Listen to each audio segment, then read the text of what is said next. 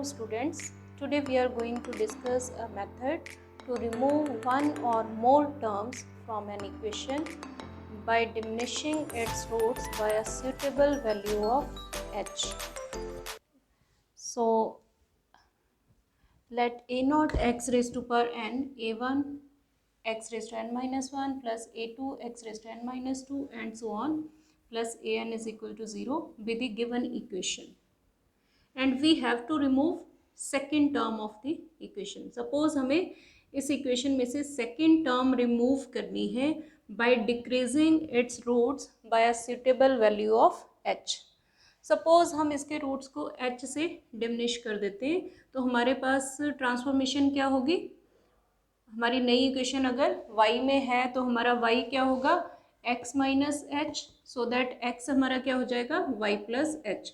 So to decrease the roots of equation 1 by h, we put x is equal to y plus h in equation number 1. तो यहाँ पे आप x को replace कर दोगे with y plus h, तो हमारी ये ट्रांसफॉर्म्ड इक्वेशन आ गई. अब ट्रांसफॉर्म्ड इक्वेशन में आप क्या करोगे? यूजिंग बाइनोमियल एक्सपेंशन आप यहाँ पे कोफिशिएंट्स फाइंड करोगे y raise to power n का, y raise to n minus 1 का एंड सो ऑन. ठीक है, तो जब आप बाइनोमियल एक्सपेंशन यूज़ करोगे तो यहाँ से आपके पास y raise to power n का कोफिशिएंट सिर्फ इसी टर्म में से आएगा, सिर्फ यहाँ से आपको y की पावर n मिलेगी. तो यहाँ से कोफिशिएंट जो है y raise to power n का आपके पास a नॉट आ जाएगा. Similarly y raise to power n minus 1 इस टर्म में से भी आएगा, इस टर्म में से भी आएगा. ठीक है, तो यहाँ से आप इवेल्युएट करोगे यूजिंग बाइनोमियल एक्सपेंशन, तो आपके पास y raise to power n minus 1 का कोफिशिएंट ये आ जाएगा n a nought h plus a1. Similarly फिर आप y raise to power n minus 2 का कोफिशिएंट फाइंड करोगे तो ये आपके पास y raise to power n minus 2 का कोफिशिएंट आ जाएगा and so on.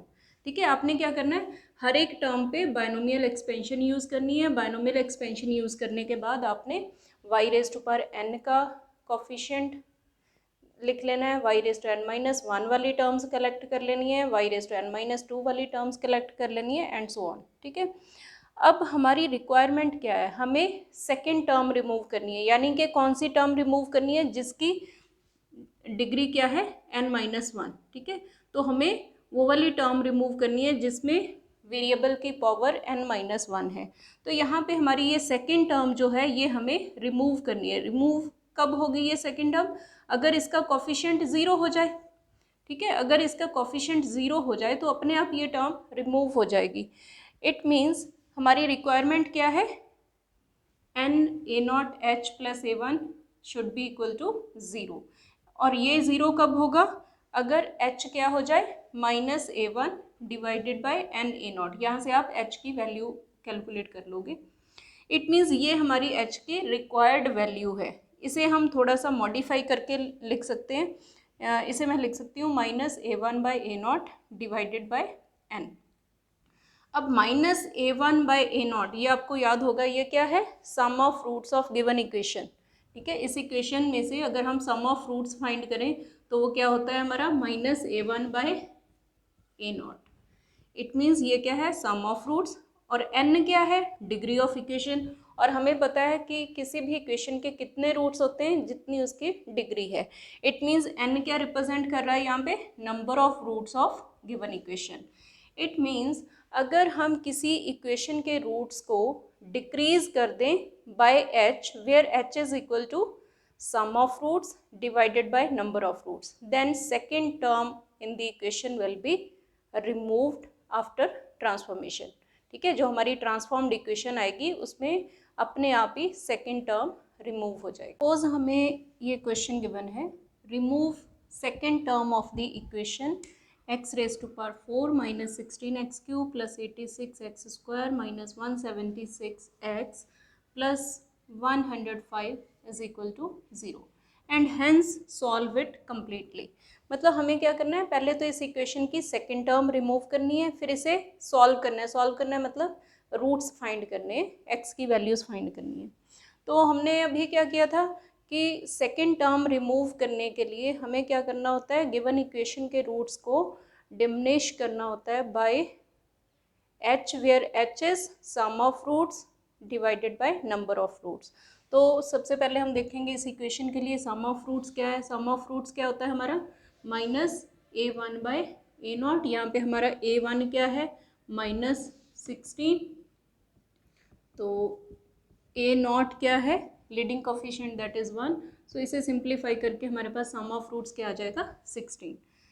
And then number of roots is equal to degree of equation that is 4। So h क्या हो जाएगा हमारा sum of roots divided by number of roots which is equal to 4।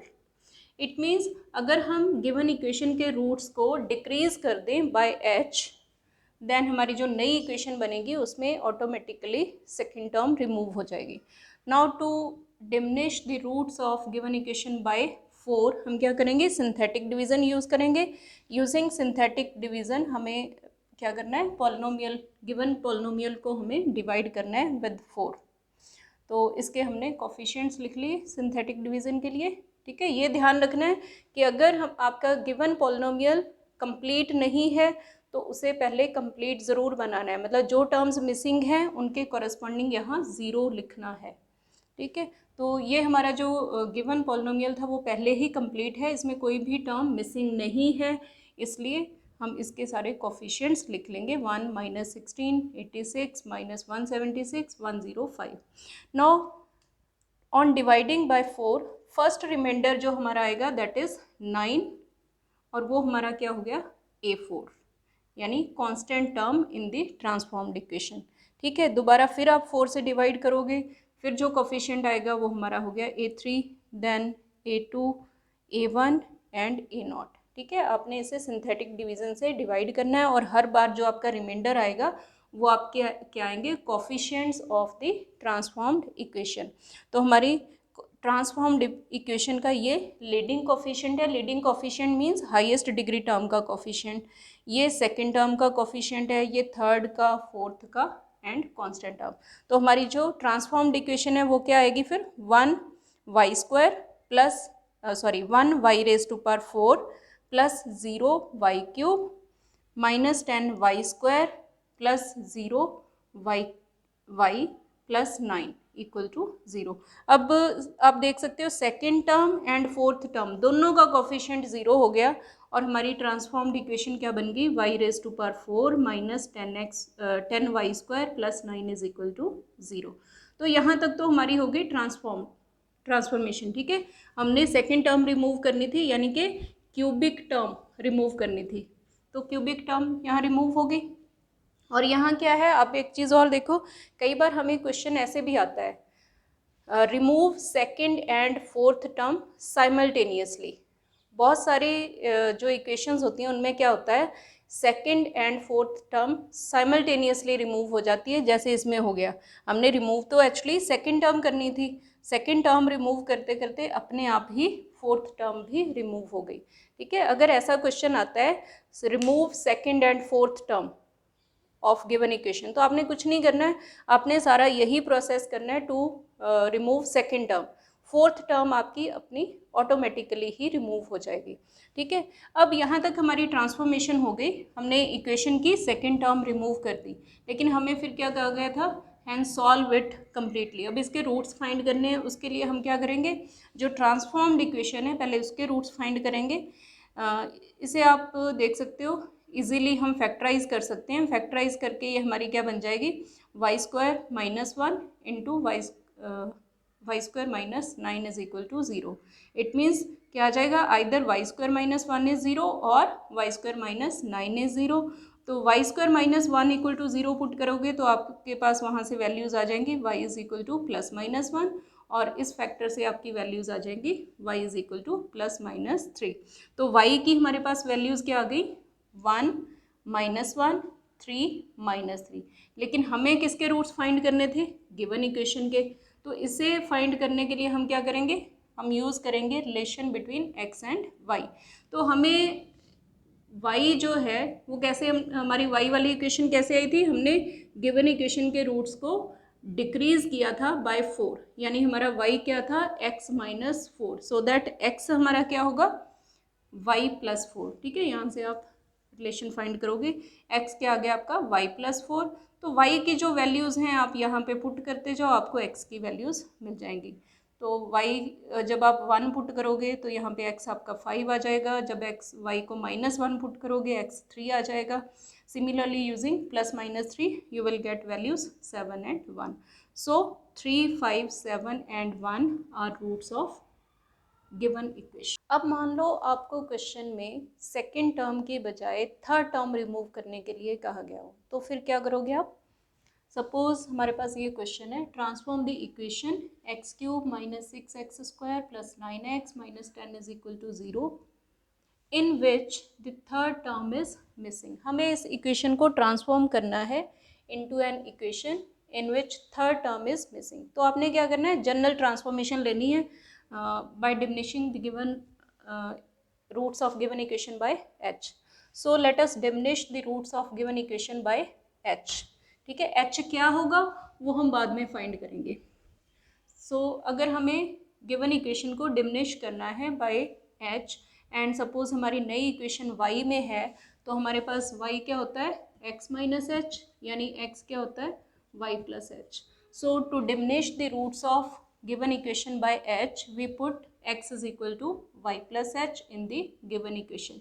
तो given equation में आप x को replace कर दोगे विद y + h।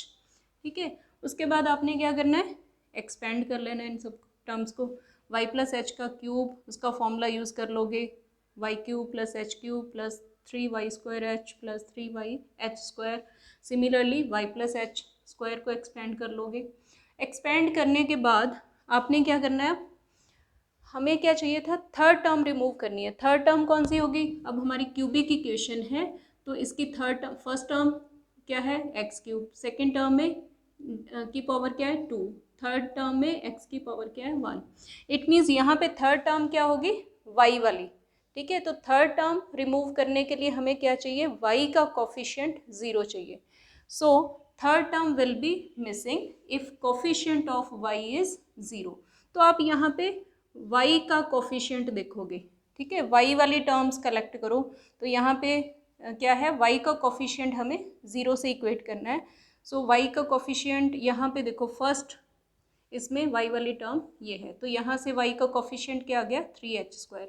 अब इसमें देखो, इसमें y वाली टर्म ये है, तो यहाँ से y का कोफिशिएंट क्या आएगा, -6 × 2h दैट इज -12h।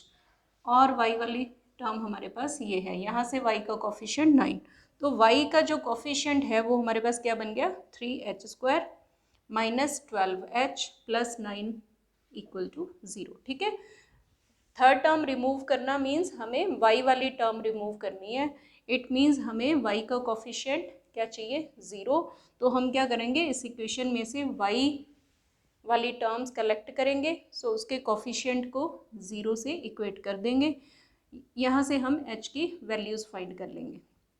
तो यहाँ से हमारे पास h की वैल्यूज़ आ रही हैं 1 और 3। ये क्वाड्रेटिक है h में, तो इसे आप सिंप्लीफाई कर सकते हो इजीली। तो यहाँ से हमारे पास h की 2 वैल्यूज़ आ गई 1 और 3।